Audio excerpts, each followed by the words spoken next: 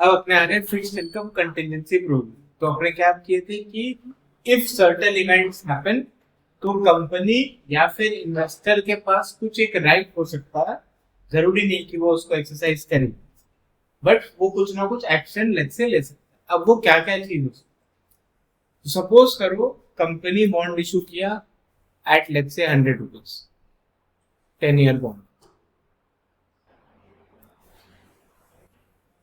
12% interest, ये coupon थोड़ा high rate है नॉर्मली।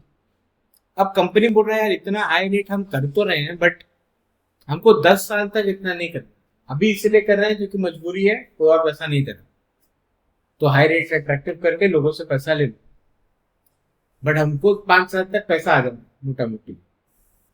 5 साल के बाद हमको थोड़ा थोड़ा तो भाई देखो लोन चुकाना, और इस क्योंकि ये बहुत हाई रेट है, कंपनी को ये सस्टेनेबल नहीं है। मार्केट रेट लेट से 9%। तो कंपनी क्या सोच रहा है, क्योंकि उससे पहले ये राइट लेके फायदा नहीं है, 5 साल के पहले उसको पैसा आने का सीन नहीं बनता, आएगा तो वो री इन्वेस्ट करे। तो वो बोल रहा है 5th ईयर में, in year 5, let's say from the month of April to June, इस टाइप से प्रॉपर स्पेसिफाइड रहता है। कंपनी के पास एक राइट है, ऑप्शन है कि वो बॉन्ड जो 100 रुपए का है वो वापस बाईबैक कर सकता है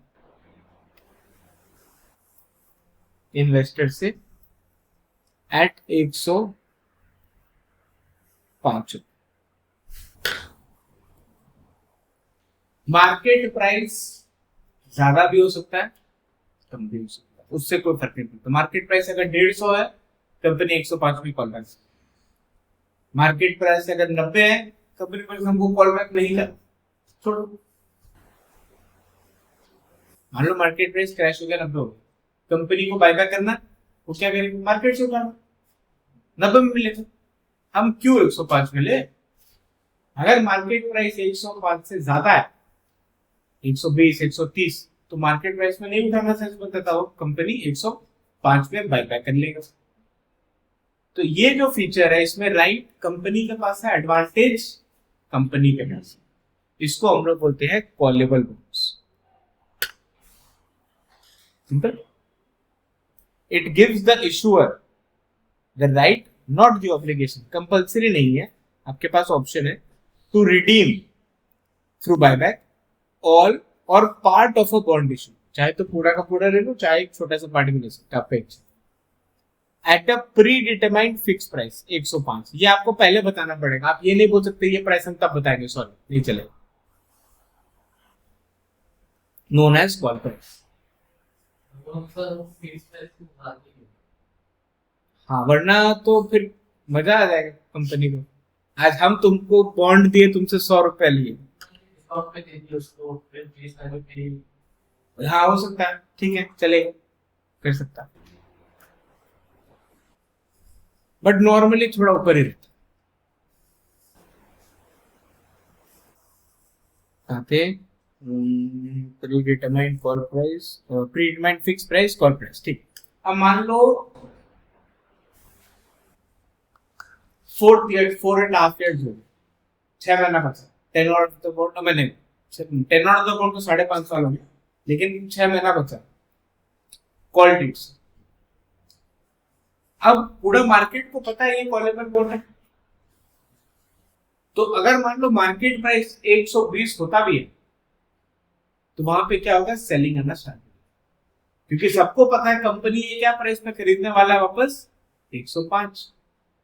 तो एक तरह से क्या हो गया, प्राइस का एक सीलिंग सेट हो गया, प्राइस 105 के ऊपर जाएगा नहीं। अगर जाता है आर्बिट्राज कर लो, सेलिंग वहां पे स्टार्ट, 110 108 है पे, तो पता है ना कंपनी तो खरीद ही लेगा वापस से 105 में, तो प्राइस 105 के ऊपर जाएगी। आज मान लो तुम इन्वेस्टर है, हम समझा, वो एक इन्वेस्टर है, तुम एक इन्वेस्टर, उसके पास ऑलरेडी बॉन्ड है। अब उसको सेल करना, 4.5 साल हो गए, वो बोली 110 में सेल करना। अब मान लो तुम बायर,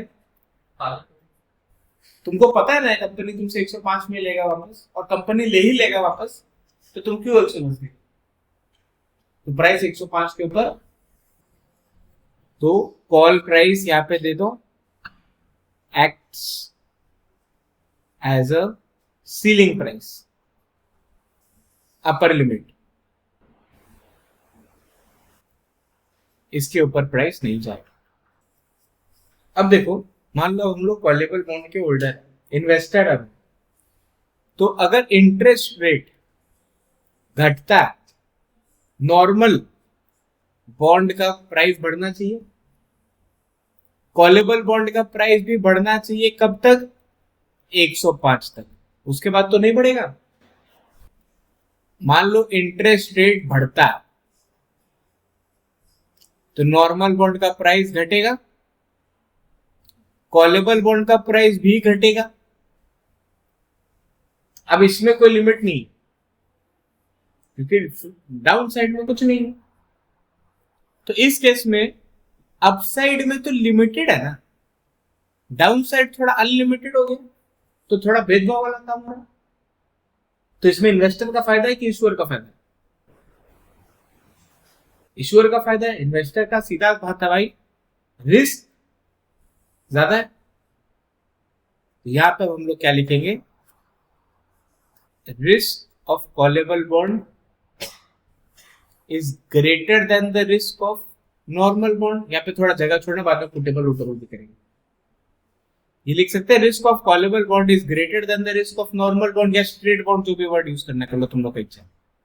तो क्या होगा? देखो, रिस्क ज्यादा है तो तुमको रिटर्न ज्यादा चाहिए, तो यहाँ पे लिख लो रिटर्न, या रिटर्न नहीं, हम लोग रिटर्न को क्या बोलते हैं अभी? यील्ड। तो yield of callable bond should be greater than the yield of normal bond. तो यील्ड क्या होता है? डिस्काउंटिंग रेट होता है। तो डिस्काउंटिंग रेट ज्यादा है मतलब ओवरऑल वैल्यूएशन कम होके आएगा।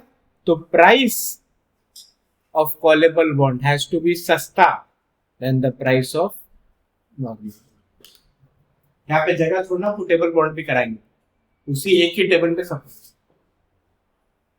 एक बार वापस से, आर मतलब रिस्क, रिटर्न मत समझ लेना। अच्छा, रिटर्न कैसे समझ सकते हो?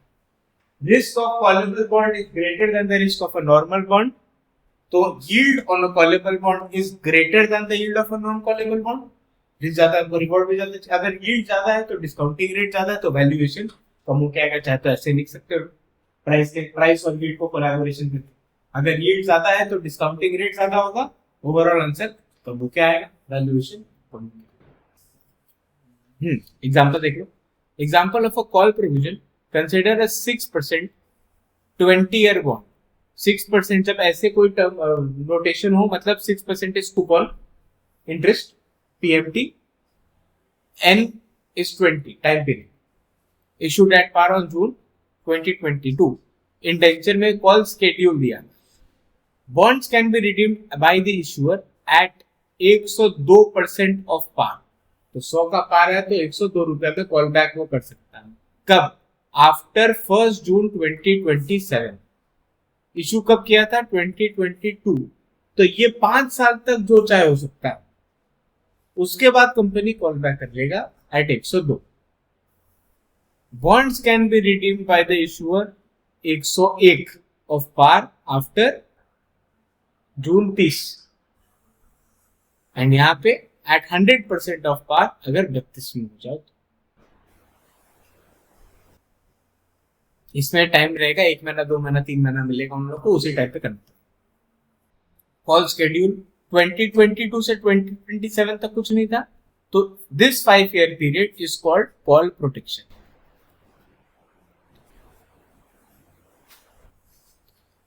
(2027) is referred to as first call date, call period जब bonds can be called by the issuer।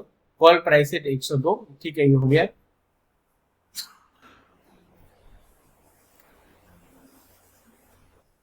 A call option has value to the issuer because it gives the issuer the right to redeem the shares। ठीक है, market yield ये सब अपने discuss कर चुके हैं, read through.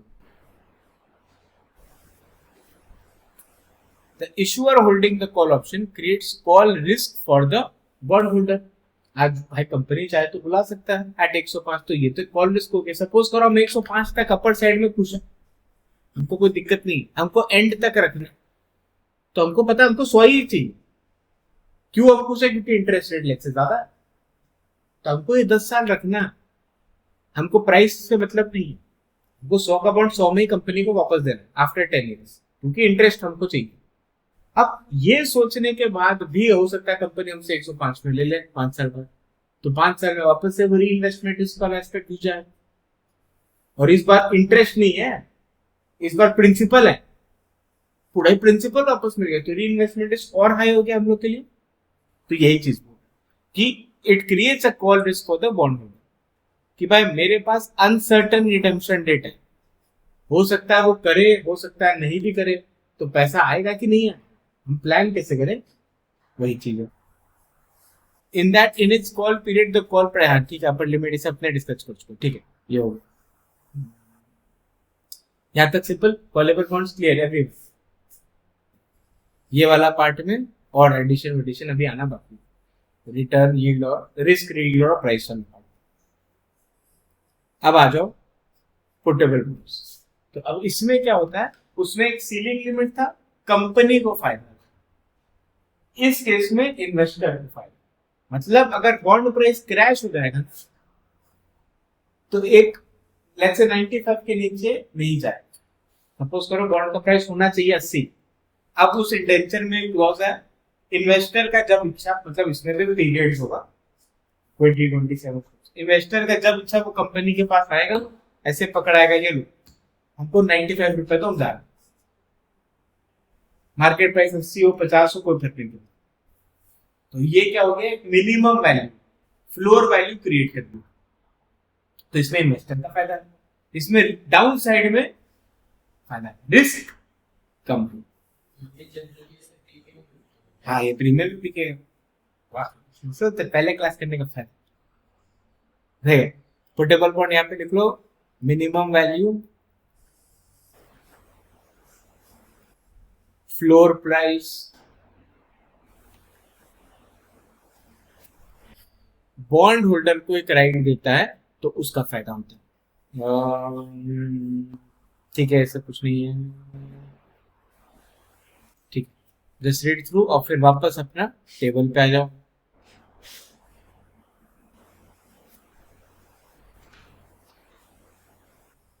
हाँ तो देखो अब इसमें रिस्क कम है, तो कंपेयर टू नॉर्मल बॉन्ड, तो नॉर्मल बॉन्ड का रिस्क क्या है, ज्यादा है कंपेयर टू पुटेबल बॉन्ड। तो अपना टेबल क्या हो गया, risk of callable bond is higher than the risk of a normal bond, which is higher than the risk of a putable bond. Putable bond का रिस्क सबसे कम है, callable bond का risk सबसे ज्यादा है।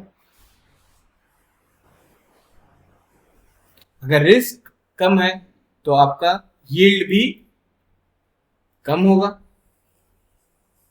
तो अगर आपका यील्ड भी कम होगा तो भैया आपका प्राइस सबसे ज्यादा होगा।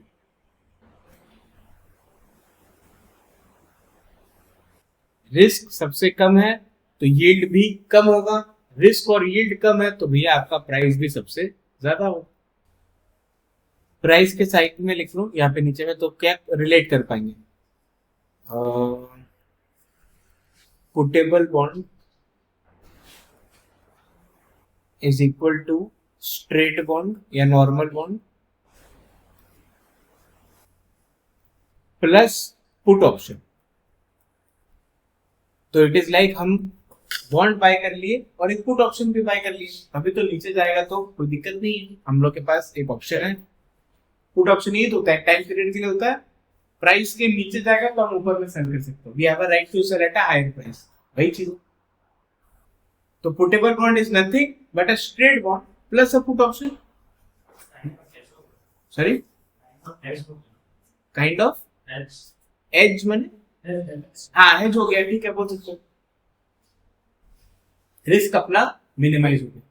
अब एक बात बताओ, जब आपने पुट खरीदते हैं तो प्रीमियम पे करते हैं ना, तो इसीलिए नॉर्मल बॉन्ड का कॉस्ट प्लस प्रीमियम का जो कॉस्ट होना चाहिए वो ऐड होकर प्राइस ऑफ पुट ऑप्शन सबसे महंगा। इसमें नॉर्मल बॉन्ड का दाम होता ही है प्लस एक प्रीमियम जो इन्वेस्टर पे करता है, इसलिए the price of puttable bond is higher than price of normal bond. Another reason callable bond क्या होता है? Normal bond minus call option. यहां पे हम ये लिख लेना, ये हम perspective of investor, this is the perspective of an investor, क्योंकि वो पे करना। अब देखो सामने वाला कॉल बाय किया, इशूअर के पास कॉल ऑप्शन है तो वो बाय किया तो हम अपने आप सेलर हो गए, एक बाय करता है तो दूसरा सेलर हो गया। तो अब मान लो प्राइस 105 के ऊपर जाएगा, हमको सामने वाले को मुंह बना के इसे लेकिन बॉन्ड देना पड़ेगा। तो it is like we have sold the call option, stock लेके कॉल ऑप्शन सेल कर दो, एकदम वही स्ट्रेटेजी की तरह काम करो। नहीं ज्यादा हो गया। कॉलेबल क्या होता है? 105 में कंपनी वापस मांगी, इसके ऊपर जाने का सीन नहीं है। तो इट इज लाइक 105 का कॉल ऑप्शन हम लोग सेल कर दिए, हम लोग सेल किया मतलब कोई बाय किया, तो 105 ऊपर जाते वो एक्सरसाइज करेगा, हम लोग को देना पड़ेगा। तो हम लोग एक तरह से क्या है कॉल ऑप्शन सेल कर दिए, इसीलिए कॉलेबल बॉन्ड इज लाइक हम लोग नॉर्मल बॉन्ड आप परचेज कर लिए और एक कॉल ऑप्शन सेल कर। जब कॉल ऑप्शन सेल करते हैं तो प्रीमियम मिलता है कि देना पड़ता है? ऑप्शन सेल करते हैं तो प्रीमियम देना पड़ता है कि मिलता है? ऑप्शन सेलर को प्रीमियम मिलता है, जब बायर पे करता है तो सेलर को मिलेगा ना। तो जब मिलता है तो देखो इसीलिए इसका प्राइस सबसे कम, प्रीमियम जो मिला इससे एडजस्ट हो गया थोड़ा सा, इसीलिए। चलो अब आते हैं कन्वर्टेबल, इसमें ज्यादा लफड़ा नहीं है, simple. Convertible bonds give bondholders the option to exchange the bond for a number of shares in the company. तो मान लो आपके पास एक बॉन्ड है, उसका फेस वैल्यू है 100 रुपया। अब उसमें लिखा है कि तुम्हारा जब इच्छा तुम आओ, तुम ये बॉन्ड दे दो, हमसे 5 इक्विटी शेयर ले लो, तब तुम्हारा इच्छा, कोई डेट नहीं सब। अब मान लो मार्केट प्राइस ऑफ इक्विटी इस 15 रुपए, हम एक्सरसाइज करेंगे। जो वापस से बोल रहा है 100 रुपए का बॉन्ड है, अपने पास एक ही बॉन्ड, उसमें ऑप्शन है कि तुम जब चाहे वो एक शीट दे दो, हमसे 5 इक्विटी शेयर ले लो। आज के डेट में एक इक्विटी शेयर का वैल्यू है 15 रुपए। एज एन इन्वेस्टर क्या आपने कन्वर्ट करेंगे? क्यों करेंगे? फायदा थोड़ी नहीं, मन नहीं करोगे। क्यों नहीं करोगे? इसमें इंटरेस्ट तो मिल रहा, इक्विटी में क्या का इंटरेस्ट नहीं किया जाए। अब अगर ये थोड़ा ज्यादा बढ़ जाए, अब करेंगे क्योंकि 5 रुपए का फायदा, 5 इंटू 21 105, 100 रुपए का, वो तो डज नॉट मैटर, कुछ भी मिल रहा कम मिलेगा क्योंकि कन्वर्टेबल फीचर है। तो ये फीचर किसका फायदा है? इन्वेस्टर का फायदा है ना। तो इन्वेस्टर का फायदा है तो भैया कुछ ना कुछ तो नुकसान होगा। क्या नुकसान होगा? इंटरेस्ट रेट कम कर देंगे, इंटरेस्ट कम प्राइस, हाँ प्राइस था, ठीक, वाह मैं ऐसे, ठीक है चलो good.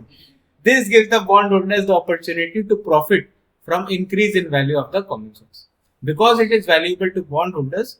Convertible bonds can be issued with higher prices, therefore lower yields which are an compared to statements। अब इसका ऊपर वाला कॉलम में ऐड लेस मत कर देना क्योंकि पुटेबल फीचर अलग है, कॉलेबल फीचर अलग है। उसमें वी नीड मोर डिटेल कि पुटेबल बॉन्ड का ज्यादा वैल्यू है या कम वैल्यू है। तो यहाँ पे हम लोग को क्या लिखना है, खाली अलग से लिख लो yield of normal bond, risk of normal bond, पहले रिस्क, हाँ ठीक है जो पहले रिस्क। तो risk of normal bond is more than risk of convertible bond. अब ये कन्वर्टेबल बॉन्ड है, मैं कॉलेबल बॉन्ड मत कर लेना। Some terms related are as follows. Conversion price, कि क्या प्राइस पे कन्वर्ट हो। This is the par amount per share at which the bond may be converted to common stock. Conversion ratio जैसे अपने case में 1:5 होगा, equal to the par value of the bond divided by the conversion price. If the bond has 1000 par value, conversion price of 40, तो 25 share मिलेगा.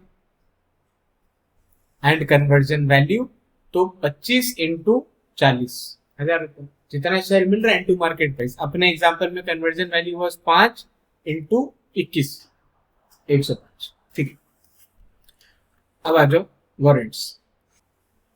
लिख लो side में, like call option, like exact नहीं. Difference क्या है? Differences longer time frame. Call option 1, 2, 3 महीना होता है, ये 3, 4, 5, 6, 10 साल तक है. And second, company is involve. तो कॉल ऑप्शन क्या होता है? सेकेंडरी मार्केट में ट्रेड होता है, एक बायर होता है, एक सेलर होता है, आपस में तुम लोग पैसा का लेन देन कर रहे हो, कंपनी को कोई मतलब नहीं. इसमें कंपनी डायरेक्टली इन्वॉल्व, तुम कंपनी से डायरेक्टली, कंपनी ने कॉल ऑप्शन एक तरह से सेल किया है तुमको फॉर अ लॉन्गर टाइम. तो इसमें company is involve, new shares are issued.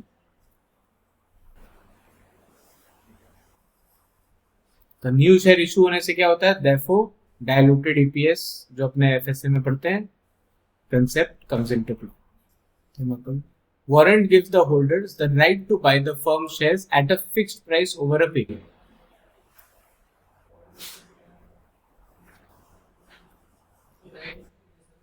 Right issue के जैसा इसलिए नहीं क्योंकि राइट इशू सबके लिए होता है.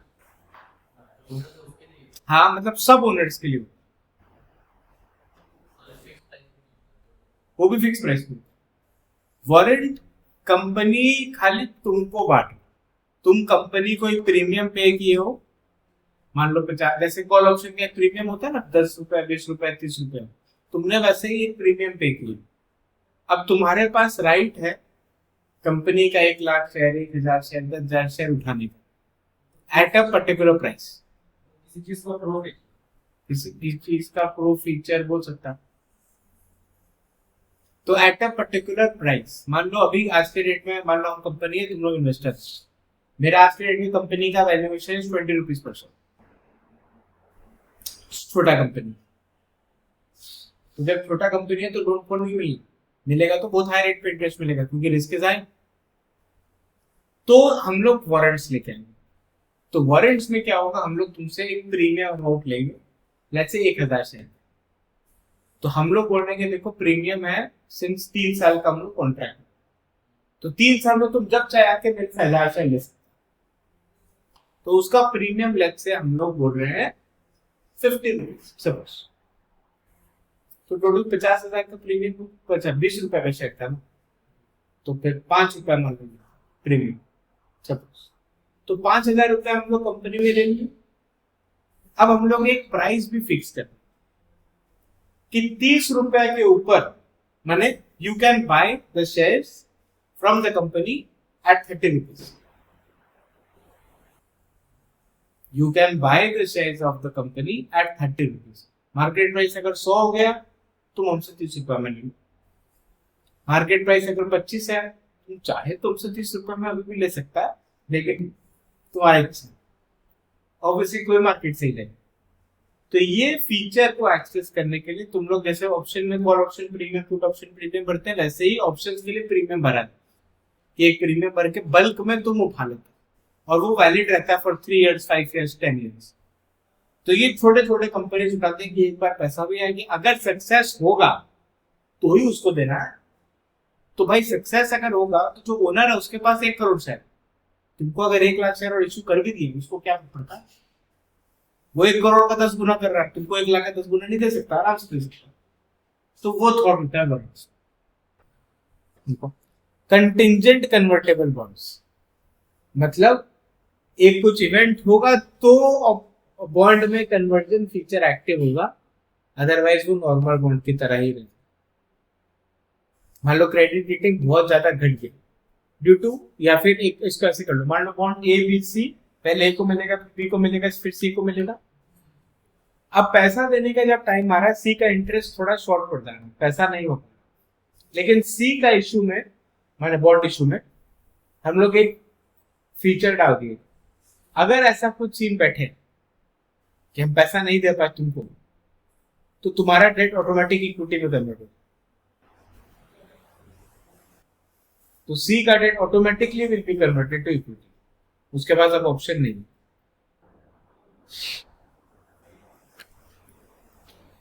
Referred to as proposed are bonds that convert from debt to equity automatically if a specific event happens.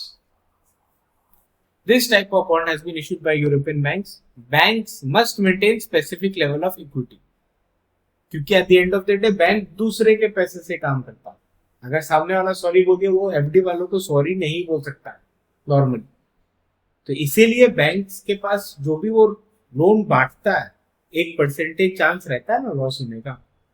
तो सपोज करो बैंक सोच रहे हैं हम 100 करोड़ रुपया बांटे, कुछ कुछ बहुत अच्छे लोग को, कुछ कुछ एकदम रिस्की लोग को, टोटल में लेकिन बैंक को दिख रहा है मोटा मोटी 40 से ज्यादा का लॉस नहीं होगा अप्रोक्स।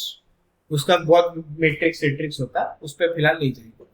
अब बैंक का कैपिटल, इक्विटी कैपिटल ही 30 है, तो तुम 40 का लॉस का स्टेक ले लिया, तुम्हारे पास तो लॉस बेयर करने का ही नहीं, तो तुम लॉस कैसे देगा? बचा हुआ 10 अगर होता है तो एफडी वाले को थोड़ी बोल सकता है हम पैसा नहीं देंगे तुम्हें, क्योंकि हम किसी को लोन दिया वो सॉरी बोल दिया, तो नहीं चलेगा। तो इस केस में बैंक्स को अपना इक्विटी कैपिटल बढ़ाना पड़ेगा।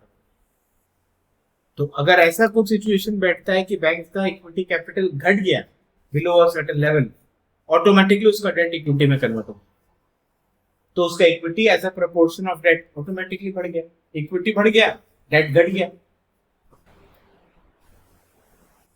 समझ रहे हो? ज्यादा होगा।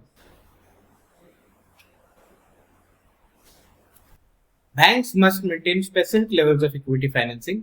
If a bank's equity falls below the required level, they must somehow raise more equity financing to comply with regulations. Often structured so that if the bank's equity falls below the level, they are automatically converted to stock. तो date भी घट गया, equity भी बढ़ गया, दोनों का।